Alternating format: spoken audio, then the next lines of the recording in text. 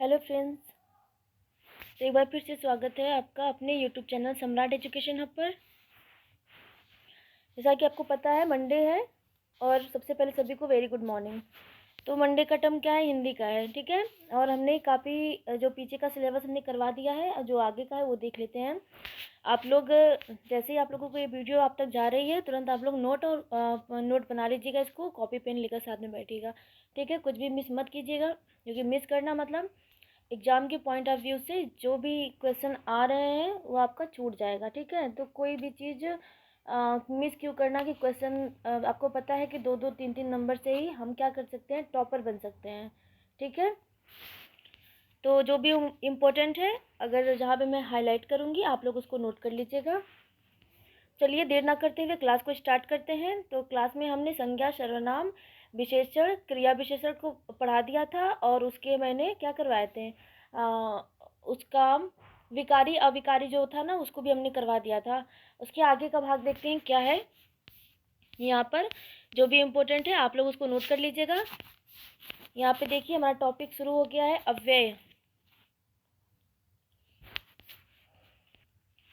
तो अव्यय के भेद हम पढ़ेंगे ना। अव्यय के भेद में अव्यय शब्द, जैसा कि इसके हम क्या देखेंगे, इसके पार्ट्स देखेंगे, इसके भाग देखेंगे, ठीक है। कितने कितने में डिवाइड है, कितने में ये बटा हुआ है। तो देखिए क्रिया विशेषण तक हम आ गए थे, ठीक है। अव्यय के शब्द में क्रिया विशेषण में जो चीज़ें कुछ चीज़ें ऐसा थी हमने जो करवा दिया था, बाकी आगे का आज देखते हैं। तो एक बार जल्दी जल्दी में हम क्या देख लेते हैं, इसके इसके हम भाग को देख लेते हैं अव्यय शब्द के। तो देखिए इसमें क्या है, चार प्रकार के हैं। पहला है क्रिया विशेषण, दूसरा है समुच्चय बोधक, तीसरा है संबंध बोधक और चौथा है विस्मय आदि बोधक। और क्रिया विशेषण में कालवाचक हो गया आपका, स्थानवाचक हो गया, रीतिवाचक हो गया और परिणामवाचक हो। देखिए क्रिया विशेषण मतलब क्या होती है, क्रिया मतलब क्या होता है, कार्य का करना, ठीक है। कार्य का करना और उसकी क्या बताना, विशेषता बताना, ठीक है। तो कालवाचक मतलब हम क्या करते हैं, हम दिन समय को निर्धारित करते हैं, ठीक है। स्थान में हो गया आपका, स्थान जैसे स्थान हो गया व्यक्ति का, तो वो कैसी मतलब वाक्य सेंटेंस है और वहाँ पे किस प्रकार का क्या होगा, वाचक होगा, क्रिया विशेषण लगाएंगे हम वहाँ पे। फिर दूसरा आता है रीतिवाचक होता है, परिमाणवाचक होता है। परिमाणवाचक में आपको पता ही है, माप तौल वाली चीजें। और संबंध और क्या था दूसरा, समुच्चय बोधक में क्या था, एक है आपका समानाधिकरण और दूसरा है व्यधिकरण, ठीक है। चलिए अब एक एक चीज को समझते हैं। क्रिया विशेषण में ऐसे अव्यय शब्द जो क्रिया की विशेषता बतलाते हैं उन्हें क्या कहते हैं, क्रिया विशेषण कहते हैं। यानी क्रिया की क्या बताता है, विशेषता बतलाता है, ठीक है। हमने यही तो बताया था अभी, क्रिया की विशेषता बताना। एग्जाम्पल में यहाँ वहाँ, जल्दी, बहुत आदि, ठीक है। तो ये सारे किस में आएंगे, आपके क्रिया विशेषण में आएंगे। पहला इसका भाग है कालवाचक, ठीक है। कालवाचक का मतलब होता क्या है, तो कालवाचक हम कैसे पहचानेंगे, जब भी एग्जाम में आ जाएगा कोई भी सेंटेंस दे देगा, अगर उसमें पूछेगा कि इसमें से कौन सा वाचक है, कौन सा क्रिया विशेषण है, ऑप्शन भी रख देगा, कालवाचक, स्थानवाचक, परिमाणवाचक और रीतिवाचक। तो जब आप लोग पढ़े रहेंगे और समझे रहेंगे क्वेश्चन को, तभी तो आंसर कर पाएंगे ना। तो इसी को देखते हुए एग्जाम के पॉइंट ऑफ व्यू से आप लोग स्किप मत कीजिएगा वीडियो को। जो भी होगा वीडियो आपको मतलब थोड़ा सा और डेप्थ में अगर समझना होगा तो क्या कर सकते हैं, आप गूगल भी कर सकते हैं, ठीक है। बाकी मेरी यही वो है ना कि जो मैं पढ़ा रही हूँ उसके एक ही वीडियो से आप लोगों को देखकर समझ में आ जाए, उम्मीद यही करती हूँ। और आएगा भी अगर आप लोग मन से थोड़ा सा अपने माइंड पे प्रेशर देंगे और चीज़ों को, वर्ड्स को, जो जो मतलब शब्द निकल रहे हैं क्या किस तरीके से निकल रहे हैं, क्या इसका अर्थ होगा, इसका उदाहरण क्या है, किस तरीके से, और एग्जाम में क्वेश्चन कैसे बनते हैं। तो आने वाले संडे में क्या होगा, हमारा PYQ होगा। तो आप लोग उसमें देखिएगा कि किस तरीके से क्या है क्वेश्चन बनते हैं। और UPSI हो गया आपका, कांस्टेबल हो गया आपका, कैसे कैसे क्वेश्चन पूछे जाते हैं, ठीक है। चलिए तो देखिए इसका परिभाषा क्या है, ऐसे अव्यय शब्द जो क्रिया विशेषण के होने का समय व्यक्त करते हैं। अब यहाँ से निकल गया क्या है, समय व्यक्त करते हैं, ठीक है। उन्हें क्या बोलते हैं हम, कालवाचक क्रिया विशेषण कहते हैं। जैसे आज मेरी परीक्षा है, तुम दिल्ली कब जाओगे, इन वाक्यों में आज और कब कालवाचक क्रिया विशेषण के उदाहरण हैं। ठीक है, यहाँ तक तो क्लियर हो गया। अब देखिए, बोल दिया ना यहाँ पे कि आज मेरी परीक्षा है, तो यहाँ पे क्या है, समय को निर्धारित हो गया है क्योंकि आज ही है मेरी परीक्षा। ठीक है, दूसरा में क्या है कि तुम दिल्ली कब जाओगे, यानी एक व्यक्ति है जो उसको दिल्ली जाना है और सामने वाले व्यक्ति उससे क्वेश्चन करे कि तुम दिल्ली जाने वाले थे तो कब जाओगे, और वो जो सामने वाले व्यक्ति उनको जब भी जाना होगा वो क्या बता देंगे, उनको समय निर्धारित बता देंगे। ठीक है, फिर है इन वाक्यों में आज एवं कब क्या था, क्रिया विशेषण, कालवाचक क्रिया विशेषण था। अब देखिए अन्य उदाहरण में जैसे कल, जब, प्रतिदिन, प्रायः, अभी अभी, लगातार, अब, तब, पहले, बाद में, तुरंत, प्रातः आदि, ये सारी चीजें किसमें आती हैं, ये सारी जो उदाहरण है किसमें आएगा, कालवाचक में। यहाँ तक कि आप लोग अगर इसका केवल उदाहरण याद कर लेंगे ना, ये चीजें का कल, जब, प्रतिदिन, प्रायः, अभी अभी, लगातार, अब, तब, पहले, बाद में, तुरंत, प्रातः, क्या हो जाएगा, अगर बस आप इसको याद कर लेंगे ना तो आप आंसर को कर ले जाएंगे। ट्रिक जो आपका होगा सही होगा। ठीक है, अब देखिए, जैसे कि मान लीजिए इसी में से अभी अभी को उठा लीजिए, अभी अभी को उठाया आपने और बोला कि जो राम है अभी अभी अपने घर गया है। ठीक है, राम अभी अभी अपने घर गया है, उसका राम का क्या हो गया, समय निर्धारित हो गया, वो अभी अभी गया है यानी। ठीक है, वो अभी अभी गया है। अब देखिए लगातार, लगातार का ले लीजिए कि क्या है, मेरे घर लगातार मेहमान आ रहे हैं। ठीक है, मेरे घर क्या आ रहे हैं, लगातार मेहमान आ रहे हैं, यानी कि 1 से 2 दिनों के अंदर में क्या हुआ, एक व्यक्ति के घर उसके मामा आ गए, फूफा आ गए, बुआ जी आ गई, उसके चाचा जी बाहर रहते वो आ गए, भैया बाहर रहते वो आ गए, तो वो क्या बोलेगा वो, कि मेरे घर लगातार मेहमान आ रहे हैं, यानी कि कंटिन्यू। और उसमें भी ये बताया गया है, समय निर्धारित बताया गया है। ठीक है, समय यानी लगातार को आ रहे हैं। क्लियर हो गया। अब देखिए पहले का, जैसे कि पहले मैं पढ़ने में बहुत अच्छा था। क्लियर, अब पता नहीं क्या हो गया है, मैं पढ़ता ही नहीं हूँ। पहले, पहले का क्या हो गया कि वो अभी के पहले का। ठीक है, जो आज है, आज के प्रेजेंट में वो क्या कर रहा है, वो नहीं पढ़ रहा है, मतलब पढ़ रहा है चीजें, क्या है कि माइंड उसका कैप्चर नहीं कर रहा है। तो एक उसका समय समय निर्धारित हो गया कि हाँ अब नहीं कर रहा हूँ, लेकिन इसके पहले, यानी तुरंत नहीं, एक समय निर्धारित हो गया ना कि इसके पहले जब था 2-4 साल पहले, मैं क्या था, पढ़ने में बहुत अच्छा था, समय निर्धारित हो गया इसका। अब तुरंत का ले लीजिए, अब हमने पहले का भी निकाल दिया और अब का भी निकाल दिया। ठीक है, अब तुरंत का देखते हैं कि मैं तुरंत आ रहा हूँ। ठीक है, अब फोन के माध्यम से एक व्यक्ति क्वेश्चन करते हैं दूसरे व्यक्ति से कि अब अरे आप कब आ रहे हैं, कब का भी हमने निकाल दिया। ठीक है, कब का भी हमने निकाल दिया, कब आ रहे हैं, उसने समय पूछा, तो जिसको जिसको आना है वो व्यक्ति क्या बोलेंगे कि मैं अभी तुरंत आ रहा हूँ, अभी का भी हो गया तुरंत, यानी कि वो समय निर्धारित कर दिया कि मैं मतलब आ ही रहा हूँ। ठीक है, तो अब जैसे प्रातः, तो जो रवि है प्रातः क्या करता है, प्रातः टहलता है, प्रातः भी की एक समय निर्धारित हो गया। क्लियर हो गया। तो आप लोग ये जो उदाहरण है आप लोग इसको याद कर लीजिएगा, यहाँ से भी क्या कर सकते हैं, आंसर को कैरी कर सकते हैं, प्राप्त कर सकते हैं। ठीक है, चलिए अगला देखते हैं। अगला है स्थानवाचक।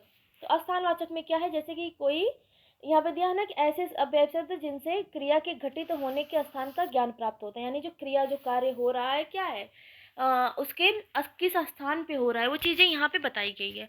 जैसे कि क्या है कि यहाँ, वहाँ, वहीं, कहीं, ऊपर, नीचे, बाएं, पास, दूर, अंदर, बाहर, सामने, निकट आदि। उदाहरण में जैसे खेल का मैदान विद्यालय के पास स्थित है, रमेश यहाँ रहता है। ठीक है, क्लियर हो गया।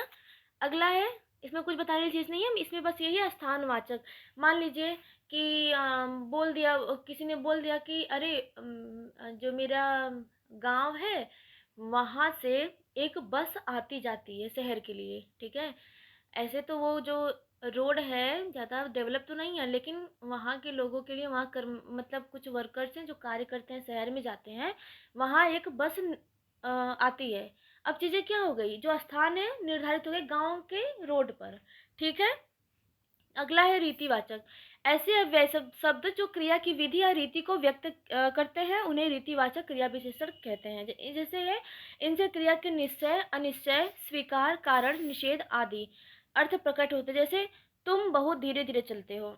अब देखिए, धीरे धीरे क्या है, धीरे धीरे कोई कोई निर्धारण नहीं है, धीरे धीरे या कोई इक्वालिटी नहीं है, ठीक है। बस तुम धीरे धीरे चलते हो, ये एक शब्द है जो वहाँ व्यक्ति को ऐड किया गया है, किससे, रीति से। मतलब बोला गया है कि तुम धीरे धीरे चलते हो, ठीक है। मध्यम जिसको मतलब स्लो मोशन, ठीक है। जरा तेज कदम चलाओ, झटपट पहुंचना है। इसमें धीरे धीरे झटपट तेज क्या है, एक रीतिवाचक क्रिया विशेषण हो गया। अगर आप इसमें से स्थानवाचक, कालवाचक, परिमाणवाचक को देख ले रहे हैं उदाहरण को, तो आप लोग जो एक्स्ट्रा बचता है रीतिवाचक को, उसको ऐड कर सकते हैं, कलेक्ट कर सकते हैं क्वेश्चन में, ठीक है। चलिए, अगला है परिमाणवाचक। तो ऐसे अव्यय शब्द जो क्रिया की अधिकता, न्यूनता आदि परिमाण का बोध कराते हैं, उन्हें परिमाणवाचक क्रिया विशेषण कहते हैं। जैसे कि थोड़ा थोड़ा, जितना उतना, अधिक कम कुछ। तो देखिए, यहाँ पे क्या है, थोड़ा थोड़ा, जितना उतना, अधिक। तो मान लीजिए कि बोला गया है कि यहाँ पे थोड़ा थोड़ा पानी का रिसाव हो रहा है, ठीक है। थोड़ा थोड़ा क्या हो रहा है, पानी का रिसाव हो रहा है। यहाँ पे चीजें वो नहीं बताई गई है कि 1 लीटर 2 लीटर, क्योंकि जो पानी है उसको हम माप नहीं सकते उस तुरंत हम, मतलब जिस टाइम हमसे कोई सवाल पूछेगा, चाहे जिस टाइम कोई कोई व्यक्ति कार्य कर रहा है और उसी टाइम क्या हो रहा है, पानी का रिसाव हो रहा है, क्योंकि वो तुरंत नाप नहीं सकता, उसका परिमाण जो है उसका यही निकल कर आया है कि थोड़ा थोड़ा क्या हो रहा है, पानी का रिसाव हो रहा है, ठीक है। तो वही है, तो मतलब जितना जितना तुम भर सकते हो कोल्ड ड्रिंक को, उतना मेरे गिलास में भर दो, ठीक है। क्या हो गया उसका मतलब, जितना गिलास में आ सकता है उतना तुम भर भर दो। क्लियर हो गया, एक परिमाण निकल कर आ गया, उसी को बोलेंगे परिमाणवाचक। तो वह उतना ही भार उठा पाएगा जितना चाहे ले लो, नदी में पानी अधिक बह रहा है। इन वाक्यों में उतना, जितना एवं अधिक शब्द क्या है, परिमाणवाचक क्रिया विशेषण है, ठीक है। अब आगे का देखते हैं, ठीक है।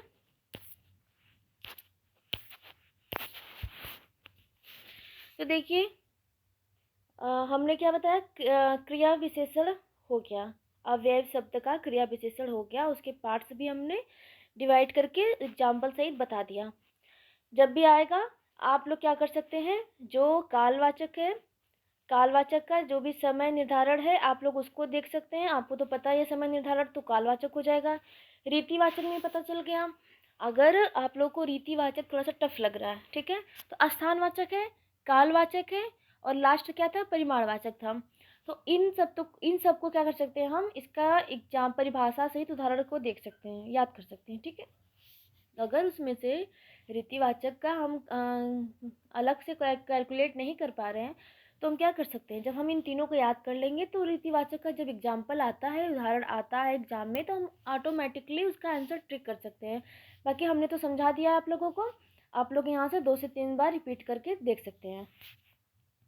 क्रिया विशेषण की बात क्या है, समुच्चय बोधक। तो देखिए, ऐसे अव्यय शब्द जो एक शब्द को दूसरे शब्द से, यानी एक वाक्य को दूसरे वाक्य से अथवा एक वाक्यांश को दूसरे वाक्यांश से जोड़ते हैं, उन्हें क्या बोलेंगे, समुच्चय बोधक विशेषण कहते हैं। समुच्चय बोधक विशेषण दो वाक्यों को जोड़ने का कार्य तो करते ही हैं, साथ ही विकल्प बताने, परिणाम बताने, अर्थ या कारण बताने एवं विभेद बताने का कार्य भी करते हैं। कौन, समुच्चय बोधक, ठीक है। और समुच्चय बोधक के 2 भेद हैं।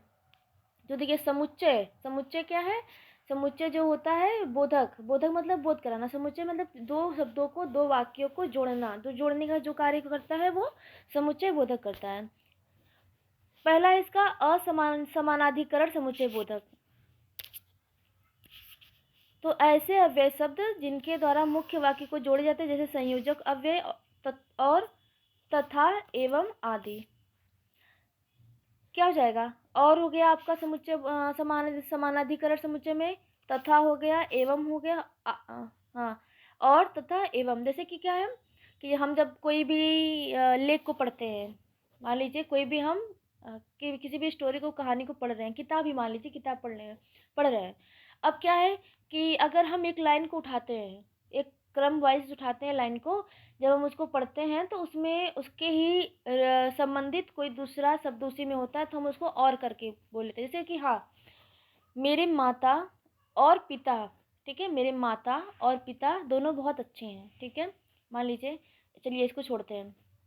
अब देखिए कि एक राजा थे, एक राजा थे, उन्होंने अपने राज्य में जो उनकी प्रजा थी उनके साथ अच्छा व्यवहार करते थे तथा उनको जो भी उनके मतलब हित का जो भी उनके हित की चीज़ें थी उनके पक्ष में लाते थे। ठीक है, अब क्या है, राजा थे और प्रजा से रिलेटेड क्या है, दो शब्द यहाँ पे जुड़ रहे हैं कि राजा जो है प्रजा को बहुत मानते भी थे और जो इनके हित का फैसला होता था, तो यहाँ पे दोनों चीज़ें किस में आ गई, प्रजा की से संबंधित हो गई। तो ये चीज़ें बोली गई, अगर दो शब्दों को जोड़ेंगे, दो वाक्यों को जोड़ेंगे तो समुच्चय बोधक और उसमें भी और तथा एवं लगेगा तो समानाधिकरण समुच्चय होगा। ठीक है, इसमें है एक विभाजक अव्यय, यानी कि या हो जाएगा अथवा हो जाएगा, कोई एक, की, चाहे, नहीं तो, ना आदि। अब देखिए समानाधिकरण में भी क्या है, तीन प्रकार के हम, एक विभाजक, विभाजक अव्यय मतलब होता है कि अलग करना। ठीक है, दो चीजों को अलग करके जोड़ना। मेरे माता या पिता शायद आपके घर आएंगे। ठीक है, मेरे माता या पिता शायद आपके घर आएंगे। मेरे बड़े भैया चाहे छोटे भैया यहाँ पे आ सकते हैं आपकी मदद करवाने। इस तरीके से भी शब्द बनता है ना। तो देखिए इसमें चीज़ों को डिवाइड किया जा रहा है, विभाजक किया जा रहा है। ठीक है, अलग अलग करके। तो ये किसमें आ जाएगा, विभाजक अव्यय। ये भी समानाधिकरण का समुच्चय बोधक का एक उदाहरण है। ठीक है, दूसरा है विरोध प्रदर्शन पर, जैसे कि पर हो गया, परंतु, किंतु, लेकिन, मगर, बल्कि, वरन आदि। परिणाम दर्शक में अतः, अतएव, सो, फलतः आदि। देखिए ज़्यादा उम्मीद करते ज़्यादा डीप में कोई चीज़ ना पूछे, अगर इस तरीके से आ जाएंगे और ऑप्शन में रख देगा समानाधिकरण, तो तब लोग आप इसको ट्रिक कर सकते हैं। अगर इस तरीके से अथवा कोई अन्य, अगर इसके अंदर में भी जब पूछेगा, जैसे कि अभी क्या है, अभी अलंकार के बारे में। ठीक है, एक टाइम था जो सिर्फ अलंकार इसमें से कौन सा है, अलंकार के भेद क्या होते हैं, इस तरीके से क्वेश्चन बनते थे। कुछ समय बीता तो अलंकार के जो पार्ट्स हैं, यानी शब्द और अर्थालंकार के उन, और उभयालंकार है, तो उभयालंकार को तो ऐसे ही थोड़ा सा उसको थोड़ा सा दूर रखा जाता है, पढ़ाने के लिए पढ़ाते हैं लोग, लेकिन उससे क्वेश्चन थोड़ा कम आता है। ठीक है, लेकिन ज़्यादातर किससे आते हैं, शब्दा से अर्था से आते हैं। तो फिर इनको बांटा गया, मतलब बांटा तो कब का गया, लेकिन क्वेश्चन को बांटा गया। क्वेश्चन धीरे धीरे क्या हुआ, जो आयोग है थोड़ा सा बढ़ा चढ़ा कर, जैसे जैसे कंपटीशन बढ़ता गया लोगों में, बच्चों में, तो क्वेश्चन को बढ़ाता गया ज़्यादा गहरा से, यानी कि शब्दा और अर्था, यानी जो इनके शब्दालंकार के जितने पार्ट्स थे आपका और अर्थालंकार के थे, अब इनसे क्वेश्चन बनने लगे। फिर एक दौर ऐसा आया, अभी के टाइम प्रेजेंट में मैं बोल रही हूँ, अभी क्या है कि अभी कंपटीशन और हाई लेवल का हो गया। तो अभी क्वेश्चन कैसे बन रहे हैं, अब अनुप्रास अलंकार, यानी शब्दा के अंदर क्या है, अनुप्रास है, अनुप्रास के प्रकार जितने हैं उसके अंदर से क्वेश्चन बन रहे हैं। तो ये मत सोचिएगा कि जो समुच्चय बोधक है केवल दो शब्दों को जोड़ने का कार्य करता है, अयथा, तथा, अन्य, अथवा, एक, चाहे, इस तरीके से नहीं। तो क्या पता समुच्चय बोधक में भी समानाधिकरण पूछ ले, फिर क्या पता समानाधिकरण के भी अंदर में घुस जाए, विभाजक पूछ ले आपका, विरोध प्रदर्शन पूछ ले आपका, परिणाम दर्शक पूछ ले आपका। ठीक है, थोड़ी सी मेहनत करना पड़ेगा क्योंकि एग्जाम है, जो कंपटीशन है बहुत हाई लेवल का है। ठीक है, तो आप लोग इसको 2-3 बार रट लीजिएगा और क्वेश्चन यहीं से बनेंगे, क्वेश्चन जो है यहीं से बनेंगे। जब आपका एग्जाम होगा और एग्जाम के बाद हम लोग अपना क्या करेंगे, आंसर को देखेंगे एक बार क्वेश्चन पेपर के बाद कि कहाँ कहाँ से क्वेश्चन किस किस टॉपिक से उठाया गया था। तो आप लोग देखिए सारा टॉपिक हिंदी का जो है सब कुछ कराया जाएगा यहाँ पे, पीवाई के भी। अगर उसके बाद भी क्वेश्चन आप लोग नहीं करते हैं तो फिर गलती आप लोगों की होगी। ठीक है, बाकी मटेरियल तो सभी मिल रहा है। अब देखिए दूसरा है व्यधिकरण, पहला था समानाधिकरण और दूसरा है व्यधिकरण। तो देखिए ऐसे अव्यय जो एक मुख्य वाक्य में एक या एक से अधिक आश्रित वाक्य जोड़ते हैं। देखिए दो शब्दों को जोड़ेगा क्या हो जाएगा आपका, समानाधिकरण। ठीक है, और एक या एक से अधिक आश्रित वाक्य को जोड़ना क्या हो जाएगा आपका, व्यधिकरण। जैसे में कारणवाचक, कारणवाचक में क्योंकि, इसलिए, के कारण, चूंकि आदि। मैं अक्सर करके जब क्लासेस लेती हूँ तो उसमें चूंकि वर्ड का यूज करती हूँ। मैं ज़्यादा करके जो हिंदी की एक चीज़ें हैं ना, वो क्लास भी चाहे पॉलिटी की ली हूँ, चाहे मूल विधि की, चाहे हिंदी की लेती हूँ। उसमें जो भी है वर्ड्स यूज होता है, उसमें मैं ये जो चूंकि शब्द है और बाकी एक दो वर्ड्स ऐसे भी हिंदी के हैं जो मैं यूज करती रहती हूँ। तो आप लोग सोच समझ सकते हैं और उस चीज़ों को उसको ध्यान से उस पर गहन मंथन गहन मंथन कर सकते हैं कि हाँ, किन दो शब्दों को लेकर यहाँ पे चूंकि का यूज होता है। ठीक है, जैसे कारणवाचक जैसे कि मान लीजिए मैं पढ़ाते पढ़ाते बोलती हूँ ना कि आप लोग का जो भी हो, देखिए आप लोग तैयारी करते रहिएगा, आप लोग जो भी होगा नोट्स करते रहिएगा। चूंकि यहाँ पे कारण हो गया, जैसे कारणवाचक है ना, टोटल ये टोटल कारणवाचक है। क्योंकि इसलिए के कारण चूंकि, अब देखिए आप लोग बोलेंगे के कारण चूंकि, तो ये कारण तो अलग ही है, लेकिन ये टोटल किस में है, ये कारणवाचक में ही आएंगे। ठीक है, तो मैं चूंकि का यूज कर दी, चूंकि जो कंपटीशन है आपका हाई लेवल का हो गया है। क्लियर हो गया, तो इसमें क्या है, दो शब्दों के बीच में एक शब्द जो उसका क्या है, कथन हो गया, दूसरा उसका कारण हो गया। क्लियर हो गया। अब आता है अगला है उद्देश्यवाचक। तो उद्देश्यवाचक में जो कि, ताकि आदि। तो जो कि और ताकि में, ताकि से क्या है कि मैं बोलूँगी कि देखिए आप लोग ना इस टॉपिक को पढ़ लीजिएगा। अच्छा ठीक है, मैं यहाँ से बोल रही हूँ। देखिए जी, जो व्याधिकरण समुच्चय बोधक है और जो समानाधिकरण समुच्चय बोधक है, आप इन दोनों टॉपिक को बहुत ध्यान से पढ़ लीजिएगा ताकि एग्जाम में जब आएगा तो आप लोग उसको मिस मत कीजिएगा। यहाँ पे हो गया एक उद्देश्य क्या है हमारा, पेपर को, एग्जाम को क्रैक करना, हमें रिजल्ट लाना। ठीक है, परिणाम यहाँ पे दिखाना। तो वही चीजें हैं, क्या मैं कह रही हूँ यहाँ पे आपको एक उद्देश्य आपका बता रही हूँ कि क्या है कि आप दोनों टॉपिक को पढ़ लीजिए और आपका लक्ष्य क्या है, पेपर को क्रैक करना, एग्जाम को क्रैक करना। ठीक है, अब अगला है संकेतवाचक में यदि, तो, यद्यपि, तथापि, जब, तब आदि। तो देखिए यदि यदि शब्द कैसे बनेगा, यदि आप लोग पढ़ेंगे, सब सारी चीजें आप ही से, बस क्या है जो शब्दों का यहाँ पे बोल है ना, जो मैं चीजें बोल रही हूँ आप लोगों के लिए, अलग अलग भावों से बोल रही हूँ। क्या है, अलग अलग भावों से बोल रही हूँ। एक तो मैंने क्या बताया आप लोगों को चूंकि के बारे में बताया कि मतलब के कारण क्या होता है, कि अगर इस टॉपिक को पढ़ते हैं तो क्या होगा, वो एग्जाम में आएगा। दूसरा मैंने क्या बताया था, ताकि का, यानी उद्देश्य हमने ये दिया था कि अगर आप इस सिलेबस को मतलब इस जो टॉपिक है दोनों को ध्यान से पढ़ लेंगे, पढ़ लेते हैं ताकि अपना एग्जाम को जो भी क्वेश्चन आएगा उसको आप कर लेंगे। दूसरा मैं यही चीज़ें संकेत में बोलूँगी कि यदि आप इस टॉपिक को पढ़ लेते हैं, तो क्या होगा, आपका नंबर अच्छा आएगा। ठीक है, क्योंकि इससे सवाल बन सकते हैं। क्लियर हो गया। तो बस क्या है, भाव अलग अलग जगह पे अलग अलग चीज़ों का क्या करना, वर्णन करना उदाहरण सहित।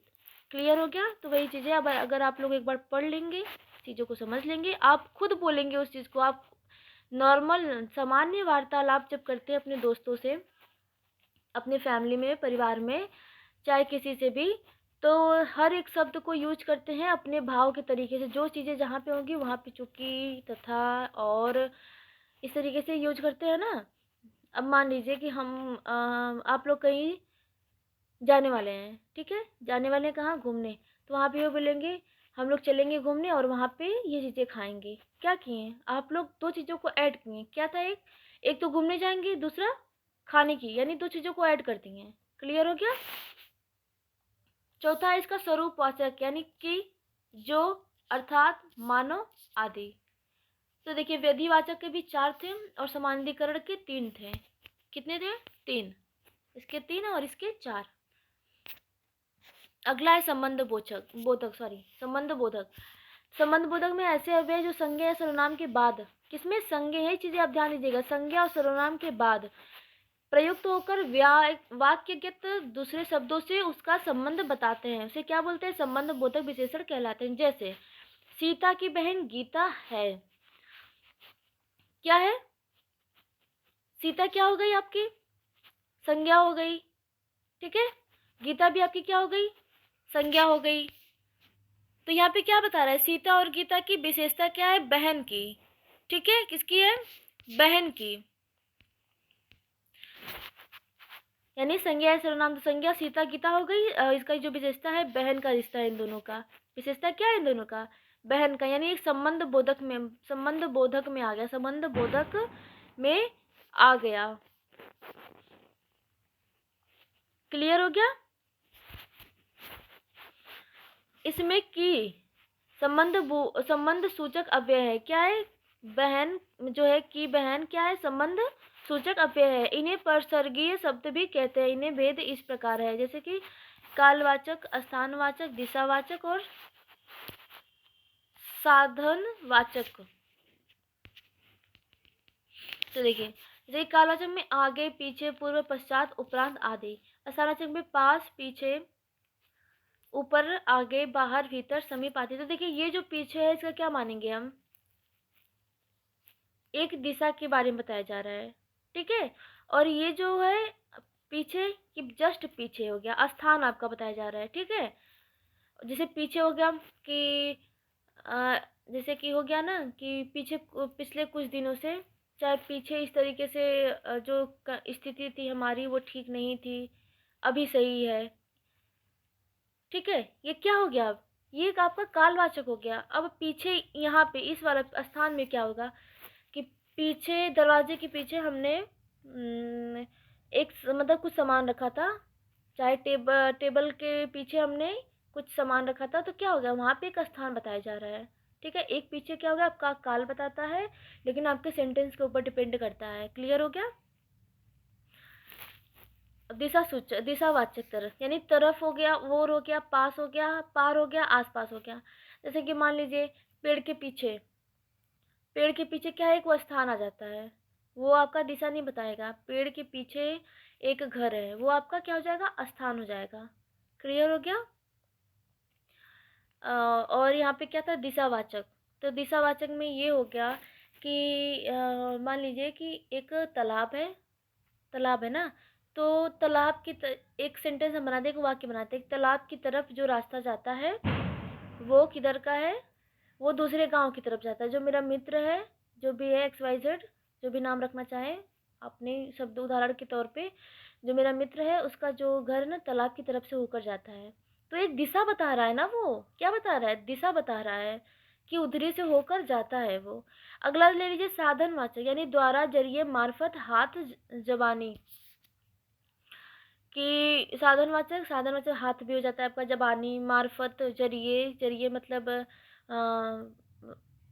मैं अपने पापा के जरिए तुमको उस ऑफिस में क्या करा देंगे, तुम्हारा प्रमोशन करवा देंगे। ठीक है, अपने पापा के जरिए, इस तरीके से। क्लियर हो गया संबंध बोधक। अगला है निमित्त वाचक, यानी हेतु, हित, वास्ते, खातिर, फलस्वरूप, बदौलत। अगला है विरोधवाचक, यानी उल्टे, विपरीत, खिलाफ, विरुद्ध। सादृश्यवाचक में समान, तुल्य, सम, भांति, जैसा, तरह। तुलनात्मक में अपेक्षा, सामने, बल्कि। विनिमयवाचक में बदले, शिवा, अलावा, अतिरिक्त। संग्रहवाचक में तक, मात्र, पर्यंत, भर। हेतुवाचक में शिवा, लिए, कारण, वास्ते। तो देखिए ये चीजें क्या है, इतना गहराई तो नहीं पूछेगा, बाकी आप लोग एक बार पढ़ लीजिएगा चीजों को। यहाँ से क्वेश्चन बनेगा कि संबंध, इसमें से कौन सा ये है, मतलब कौन सा समुच्चय बोधक है कि संबंध बोधक है कि वही वैधिक, सॉरी, समुच्चय बोधक है कि वो है क्रिया विशेषण है। ठीक है, चलिए अगला है विस्मयादि बोधक अव्यय। तो ऐसे अव्यय जिनके द्वारा मनोभाव की अभिव्यक्ति होती है, उन्हें मनोभाव के परिणाम स्वरूप इनका उच्चारण एक विशेष ध्वनि से होता है। अतः हर्ष, शोक, आश्चर्य, तिरस्कार आदि के भाव सूचित करने वाले अव्यय को विस्मयादि बोधक कहते हैं। तो बहुत इजी है विस्मयादि बोधक। ये तो देख रहे हैं आप, सिंबल जो लगा है इस तरीके से, इससे आप पहचान सकते हैं कि विस्मयादि बोधक है। इससे ज्यादा कुछ तो करें, हाय में आ गया, हाय में हर्ष सूचक, शोक सूचक, भय सूचक, अरे बाप रे, ओह, हाय, उफ, राम राम, बहुत खूब, वाह, क्या है विस्मयादि बोधक। अगर इस तरीके से क्वेश्चन आएंगे तो आप लोग ऑब्वियसली कर लेंगे, ठीक है। आश्चर्य, आश्चर्य सूचक में क्या, इस तरीके से, ठीक है मतलब क्या है कि एक आपका जो भाव है, भाव किस तरीके से निकल रहे हैं, सारी चीजें आपके भाव पे ही, आपके वाणी पे ही डिपेंड, जो हिंदी है ना आपके से सारी चीजें किस में है, कुछ चीजों को छोड़कर आपके भाव पे, आपके वाणी पे ही डिपेंड होता है। जिस तरीके से आप उस कंडीशन को क्रिएट करते हैं वही आपका आंसर निकल कर आता है। क्लियर हो गया।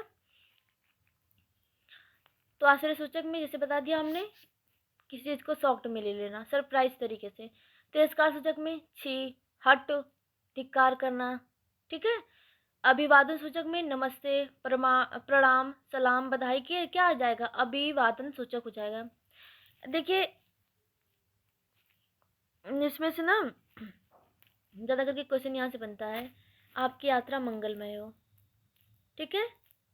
आपकी यात्रा क्या है, मंगलमय हो, तो ये किस में आती है, आज्ञा सूचक में आती है। जैसे यहाँ पे अभिवादन सूचक हो गया, अभिवादन करना यानी नमस्ते, प्रणाम, किसी को सलाम करना, बधाई देना, ठीक है, बधाई हो, इसको आप बोलते हैं ना इंग्लिश में कॉन्ग्रेचुलेशंस, इस तरीके से। तो क्या है, किसी को लेकर अभिवादन करना, ठीक है। चेतावनी पूर्वक यानी किसी को क्या करना, हाँ, वहाँ पे अलर्ट करना, जैसे कि खबरदार, सावधान, वहाँ पे क्या है, अलर्ट करना, चेतावनी सूचक हो जाती है। कृतज्ञता सूचक, धन्यवाद, शुक्रिया, जिंदाबाद, ये क्या है, कृतज्ञ व्यक्त करना व्यक्ति के आगे, जिसको आज ज़्यादा करके लोग बोलते हैं थैंक्स, ठीक है, थैंक्स। इसमें जब एक आता है आपका सकारात्मक और नकारात्मक, पांचवा जो है आपका क्या है, सकारात्मक और नकारात्मक। सकारात्मक में आ जाएगा हाँ, जी हाँ, ठीक है। नकारात्मक में नहीं, जी नहीं, न आदि। क्या आ जाएगा, सकारात्मक में हाँ, ठीक है, और नकारात्मक में नहीं।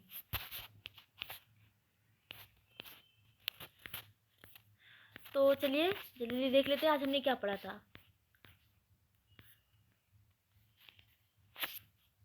तो आज हमने चार भाग को देखा। एक था क्रिया विशेषण, जो इसके अंतर्गत हमने इन सारी चीजों को देखा था। किसको, क्रिया विशेषण के यानी कालवाचक, स्थानवाचक, रीतिवाचक और परिमाणवाचक, यहाँ तक हमने देखा। फिर शुरू हो गया था समुच्चय बोधक में। तो समुच्चय बोधक में 3 प्रकार के थे, ठीक है। फिर अगला था हमारा संबंध बोधक, संबंध बोधक भी हमने करा दिया। फिर था विस्मयादि बोधक, विस्मयादि बोधक में सॉरी समानाधिकरण में क्या था, 3 प्रकार था, और व्यधिकरण में 4 प्रकार था। तो हमने एक ही चीज़ों को करके बताया। विस्मयादि बोधक तो बहुत ईजी है, ठीक है। समुच्चय बोधक के जो 2 पार्ट थे, समानाधिकरण और व्यधिकरण, तो इसमें 2 पार्ट में यानी इसमें 3 था और इसमें क्या था, 4 भाग था। इसमें भी डिवाइड किया हुआ है। संबंध को बता दिया, जैसे संबंध में 2 चीज़ों को जोड़ना, ठीक है, 2 चीज़ों में संबंध को व्यक्त करना। जैसे वो मेरा भाई है, तो मेरा भाई है, ठीक है, संबंध व्यक्त हो रहा है, ठीक है। विस्मयादि की चीज़ों को क्या करना, एक शॉक्ड में लेना, सरप्राइज में लेना, उसको क्या करना, आज्ञा सूचक देना और अभिवादन करना, जो नॉर्मल हम यूज करते हैं, सॉरी, थैंक यू, माफ़ कीजिएगा, धन्यवाद, बहुत अच्छा, हे राम जी, आपका दिन शुभ हो, इस तरीके से जो यूज होता है ना, तो किस में आते हैं, ये विस्मयादि के जो सूच बोधक है ना, इसके अलग अलग भाग हैं। तो वो चीज़ें तो यहीं पे फर्स्ट पेज पे ही क्लियर हो गई, ठीक है। तो आप लोगों को वीडियो कैसी लगी कमेंट करके ज़रूर बताइएगा। कुछ और करप्शन करना है, संशोधन करना है तो हमें वो भी बताइएगा, ठीक है। तो ट्राई करेंगे इससे अच्छा भी और कंटेंट को लाए जो इजीली तरीके से आप लोगों को क्या हो, समझ में आए। और जो भी है आप लोगों का क्वेश्चन वगैरह, क्यूरी वगैरह, क्लास रिलेटेड, चाहे कोई अन्य कंटेंट वगैरह चाहिए आप लोगों को, वो स्टूडेंट हमारे व्हाट्सएप ग्रुप से जुड़कर अपना क्वेरी कर सकते हैं। यहाँ तक कि पीडीएफ को भी लेना चाहे वो हिंदी का, तो हिंदी हो गया आपका, इंग्लिश ग्रामर हो गया, मैथ्स हो गया, मैथ्स के फॉर्मूले हो गए, रीजनिंग। देखिए रीजनिंग और मैथ आपको पता ही है, अभी जो होम गार्ड होने वाला है, तो होम गार्ड में क्या है, आपका जीएस टॉपिक है, हिंदी का है, जीएस वगैरह है, लेकिन आपका मैथ्स और रीजनिंग नहीं है। ठीक है। लेकिन उसमें जो एलिजिबिलिटी दी गई है तो उसके अकॉर्डिंग होम गार्ड का जो है, तो उसमें जो स्टूडेंट फॉर्म को अप्लाई किए हैं, आपको पता है कि वो हाई स्कूल के बेसिस पे है। उस जो हाई स्कूल के बच्चे हैं पास किए हैं, वो लोग भी फॉर्म को अप्लाई कर सकते हैं। तो मान लीजिए कि जितना मतलब कम एलिजिबल लोग हैं, तो मतलब कितना मैथ्स को कर सकते हैं, रीजनिंग को कर सकते हैं, ठीक है। उनका माइंड उतना ग्रो नहीं किया। कुछ बच्चे इसी में से जो 12th भी कर लें, ग्रेजुएशन भी कर लिए, वो भी एग्जाम को देंगे, उनके लिए तो ईजी हो जाएगा। तो बाकी जो अदर एग्जाम है आपका, एसआई हो गया, कांस्टेबल हो गया, स्टेट पीसीएस का हो गया, आपका यूपीएससी का जो आपका होता है ना सीसेट का एग्जाम, जो पेपर 2 होता है, उसमें भी जो क्वेश्चन है सीसेट में मैथ्स के थ्रू जो भी फार्मूला वगैरह है, वो कहाँ से, जो अभी टॉपिक वाइज हमारी क्लासेस चल रही हैं मॉर्निंग में और इवनिंग में, शाम के 6-7 बजे, और मॉर्निंग के कितने बजे, 10 बजे। मॉर्निंग में 10 बजे रीजनिंग चलती है और इवनिंग में 7 बजे मैथ्स की क्लास, तो बहुत ही इंपॉर्टेंट है। तो जैसे कि सीजीएल का भी पीवाईक्यू हो गया आपका, कैसे क्वेश्चन पूछे जाते हैं आप लोग देख सकते हैं। और सेम कंटेंट हमारी जो मैम है, मैम के द्वारा कराई जा रही हैं। तो इसलिए बोल रहे हैं कि आप लोग हमारे चैनल को सब्सक्राइब कर लीजिए, और एक बार आइए तो देखिए, तो क्वेश्चन को देखिए। अगर नहीं समझ में आ रहा है तब हमसे कहिए कि हाँ मैम आपका नहीं, लेकिन जो मैथ वाली मैम है उनका कोई कह दे नहीं समझ में आ रहा है, इतना इजीली तरीके से, ज़्यादा घुमा फिरा के नहीं, ठीक है। ज़्यादा उसमें फॉर्मूला वगैरह ऐड नहीं करना है। एक क्या है कि जो बच्चे को बहुत इजी तरीके से कम समय में कैसे वो टाइम को मैनेज करके क्वेश्चन को सॉल्व कर सकते हैं, किस मेथड के थ्रू, ठीक है। तो वो चीज़ें यहाँ पे हमारे चैनल के थ्रू बताई जा रही है, समझाई जा रही है।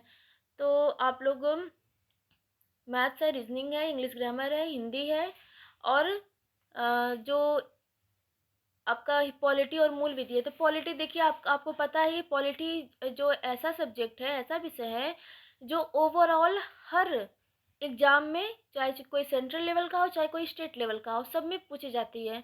आप फिर वहीं पे आइए मूल विधि में, तो मूल विधि का बोलेंगे कि मैम मूल विधि जो है वो तो सिर्फ एसआई हो गया, कांस्टेबल हो गया, दिल्ली पुलिस हो गया, जीडी हो गया, ठीक है, उसमें पूछा जाता है।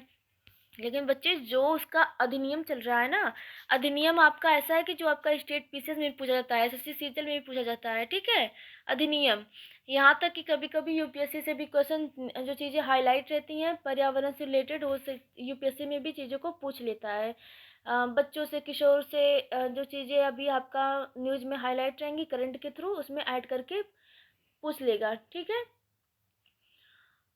तो बाकी आप लोग चैनल को सब्सक्राइब करके एक बार सारे वीडियो को, सारे प्लेलिस्ट को ओपन करके देख सकते हैं।